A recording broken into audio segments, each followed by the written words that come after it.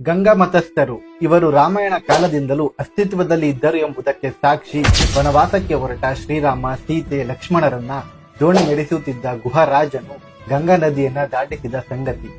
ಪ್ರಾಚೀನ ಕಾಲದಲ್ಲಿ ಈ ಗಂಗಾ ಮತದವರು ನದಿ ಸರೋವರ ತೀರದಲ್ಲಿ ಸಮುದ್ರ ದಡದಲ್ಲಿ ವಾಸವಾಗಿದ್ದು ನೀರಿನಲ್ಲಿಯೇ ತಮ್ಮ ಕಸುಬನ್ನ ಮಾಡುವಂತವರಾಗಿದ್ದರು. ದೋಣಿಯನ್ನ ನಿರ್ಮಿಸಿಕೊಂಡು ಜನರನ್ನ ಈ ದಡದಿಂದ ಈ ದಡಕ್ಕೆ ದಾಟಿಸುತ್ತಿದ್ದರು ಹಾಗೂ ತಾವೇ ಬಲೆಗಳನ್ನ ನಿರ್ಮಿಸಿಕೊಂಡು ಮೀನುಗಳನ್ನ ಹಿಡಿದು ತಾವು ಉಪಯೋಗಿಸಿ ಬೇರೆಯವರಿಗೂ ಮಾರಿ ತಮ್ಮ ಜೀವನವನ್ನ ಸಾಗಿಸುತ್ತಿದ್ದರು.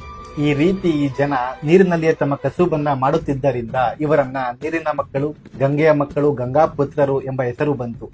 ಇವರ ಈ ವೃತ್ತಿಯ ಆಧಾರದ ಮೇಲೆ ದೋಣಿಯನ್ನ ನಡೆಸುವವರನ್ನ ಅಂಬಿಗರೆಂದು ಹಾಗೂ ಮೀನು ಹಿಡಿಯುವವರನ್ನ ಬೆಸ್ತರೆಂದು ಹಾಗೂ ಇನ್ನೂ ಹಲವಾರು ಹೆಸರುಗಳಿಂದ ಕರೆಯುತ್ತಿದ್ದರು. ನೀರಿನಲ್ಲೇ ಕಸುಬನ್ನ ಮಾಡುವ ಜನರನ್ನ ಗಂಗಾ ಮಕ್ಕಳೆಂದು ಮತ್ತು ಅವರ ಕುಲಮತವನ್ನ ಗಂಗಾ ಕುಲಮತವೆಂದು ಕರೆದರು ಹಾಗೂ ಪ್ರಾದೇಶಿಕ ಮತ್ತು ವೃತ್ತಿ ಭಿನ್ನತೆಗಳಿಂದ ಇವರನ್ನ ಬೆಸ್ತ, ಅಂಬಿಗ, ಮೊಗವೀರ, ಪರಿವಾರ ಮುಂತಾದ ಹೆಸರುಗಳಿಂದ ಕರೆಯಲ್ಪಟ್ಟರು. ಆದಷ್ಟು ಈ ವಿಡಿಯೋನ ಶೇರ್ ಮಾಡಿ.